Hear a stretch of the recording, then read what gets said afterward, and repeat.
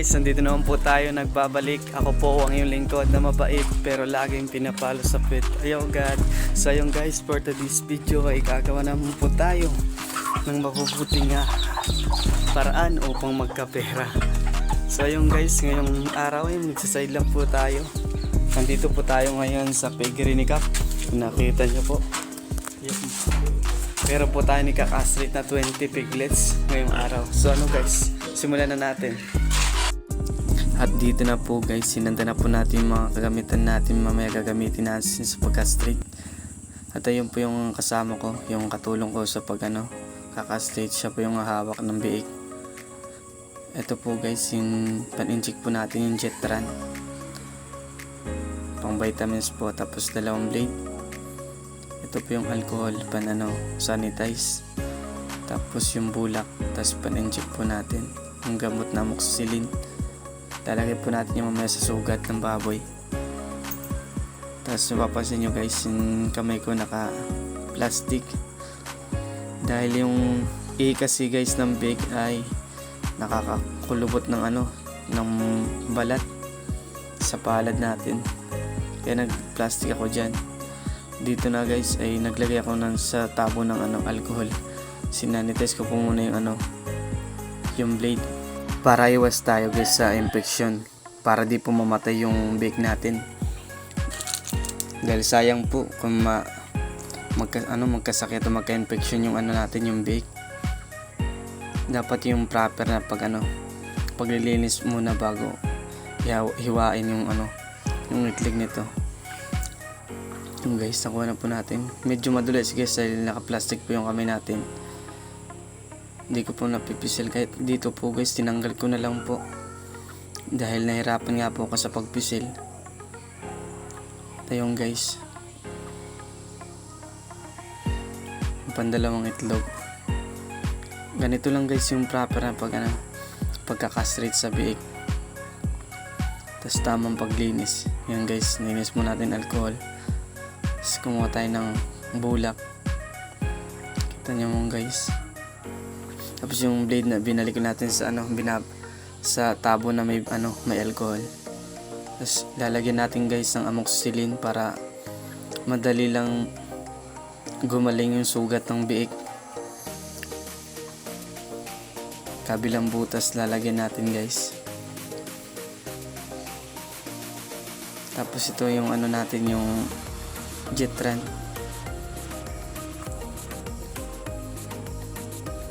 Kalahati lang po yung kada biik, kalahati lang po na lalagay po na i-inject natin sa kanya.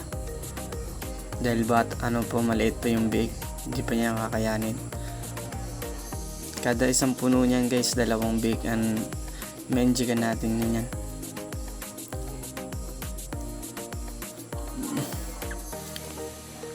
Maganda ito guys, basta pagkatapos ng castrate, diretso tayo agad sa pag-inject dahil diretso vitamins nila to. So guys, naglilinis ulit ako ng kamay. Tapos pinunasan natin yung yung sapitan dahil ang dumi nga. Para iwas tayo sa infection. Ito yun yung list guys.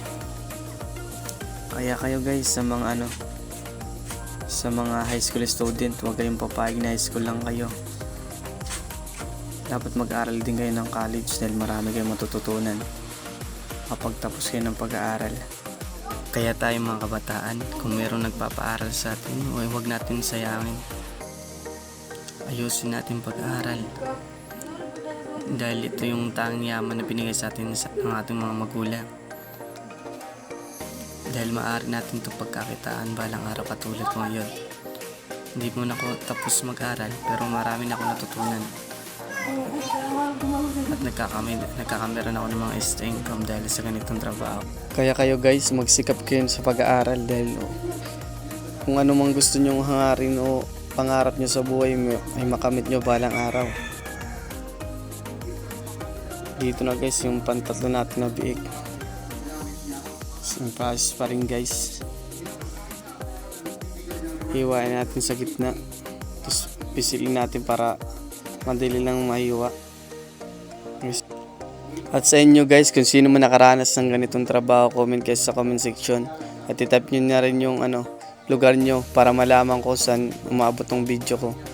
At sa mga followers ko dyan guys, sa mga na patuloy na sumusuporta sa akin mga videos, katulad ng pag-like and pag-share sa video ko, malaking bagay na po yan para sa akin. Maraming salamat po sa inyong lahat guys. At dito guys, i-fast forward na natin dahil mahaba pa po na yung video natin. Dahil 20 piglets po yung natin, yung kina-straight.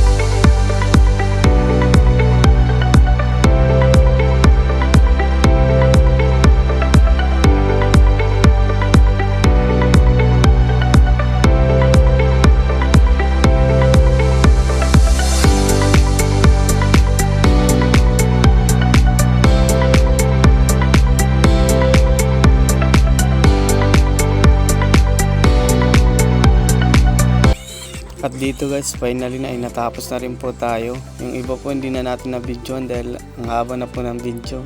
Storage na po tayo guys. Dito guys, nagligpit na po tayo ng mga gamit na ginamit natin sa pagka-straight. Ayan po. At dito guys, may matalinong bata guys. Hindi yan tumulong sa amin pero naka-snack. Si John Centinayon guys. Search nyo na lang. Malupit yan dito sa lugar namin. Inutang lang nila yan guys. Lagot sila kay Kap. Hindi pa yan alam ni Kap guys. Na inutang lang yung snack po namin. At hanggang dito na lang po tayo guys. Maraming salamat po sa patuloy na pagsuporta nyo po. Sa walang sawang pag-like and share ng aking video. Malaking tulong na po yun para sa akin. At sa mga small creator dyan, patuloy nyo lang kung ano gusto nyong content na ipakita sa maraming tao. Maraming salamat. Kahit nanonood lang ako, nakakasinak ako. Salamat, Kap. Salamat. Nalaglat. Nakapangutang yapon kami rin ang snack. Nagugutom man rin nga ako. Mga employer din eh.